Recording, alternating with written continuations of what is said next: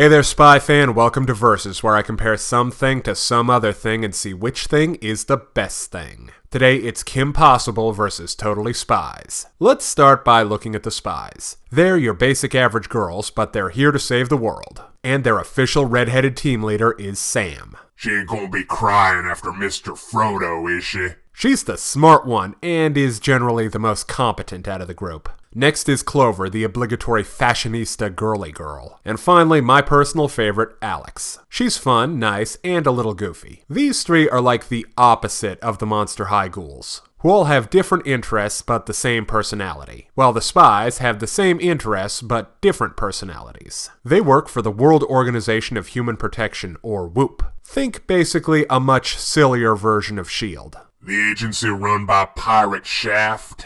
Somewhat sillier version of S.H.I.E.L.D. The organization that issues hover cars to its agents. A slightly sillier version of S.H.I.E.L.D. The girl's handler is Gary. He's fun with his dry wit and deadpan style. Also, he's willing to put the world's safety into the hands of three girls too young to vote. Well, he does have an army of faceless jackbooted thugs, in case his angels ever go rogue. Well, those are just standard. Now for Kim Possible. Okay, this isn't a criticism, but Kim is maybe the merriest Sue that ever Mary sued. Nausicaa has posters of Kim on her wall. Blossom dresses up as Kim for Halloween. Commander Shepard, well, let's just say Kim Possible is her favorite show on the whole Citadel. But Kim can't cook, so it's okay, I guess? Seriously though, KP is a great character, genuinely nice, humble, and all-around good people. Now, I feel like this is where I'm going to be at odds with most other Kim Possible fans. Ron. I don't like this guy. Something about Ron's, I never seem to like him. Like a mouse! I stand corrected. But Ron bugs me. He contributes to the problems KP has to handle more than he helps resolve them. Now, I'm going to be generous and say they have a Katniss Peta thing going on, where Ron has a different, less combat-oriented skill set than Kim, but it doesn't feel that way often enough. Then there's Rufus, the naked hairless mole rat. Rufus is awesome. And finally, Wade, Kim's tech specialist. And world-class agoraphobe. I like Wade. He's a fun guy, and he serves as the brains of the outfit. I get the feeling I may like the spies more than I should and this guy less than I should, but I can't choose, so the point goes to both.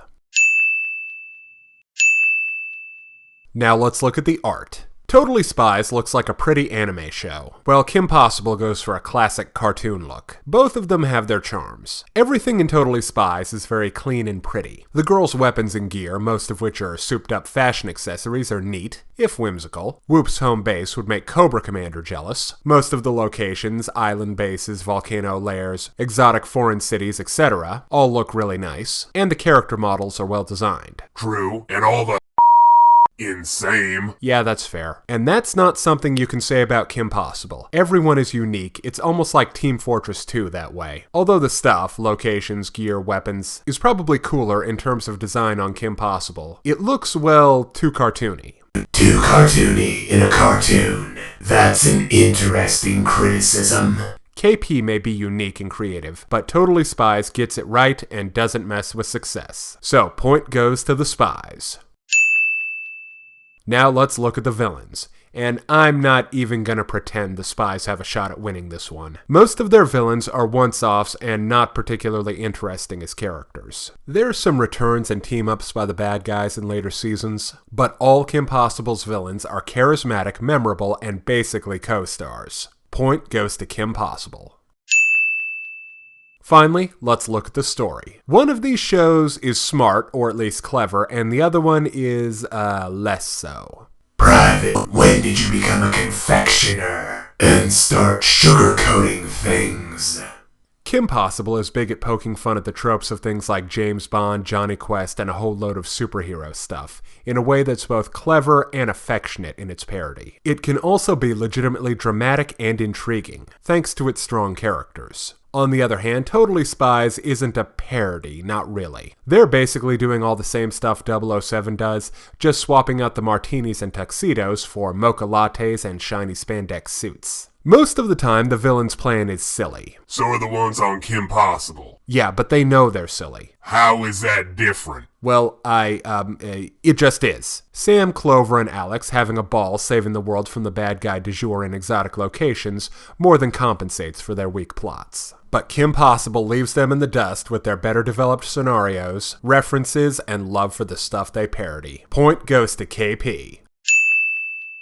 So Kim Possible is the better of the two shows, and if you can only see one, see that one. But unless you're being held hostage by a very odd supervillain who's threatening you with vaporization unless you absolutely commit to one cartoon over the other, you should at least watch Totally Spies to see if it's to your liking. If you're interested in more reviews of anime, movies, TV shows, comic books, or video games, check out my channel on YouTube at StupidPrivate913, and find my Facebook or DeviantArt pages for video updates and more. Thank you for watching. Hey kids, today's show is brought to you by the letter 4 and the number potato! I'm a stupid private.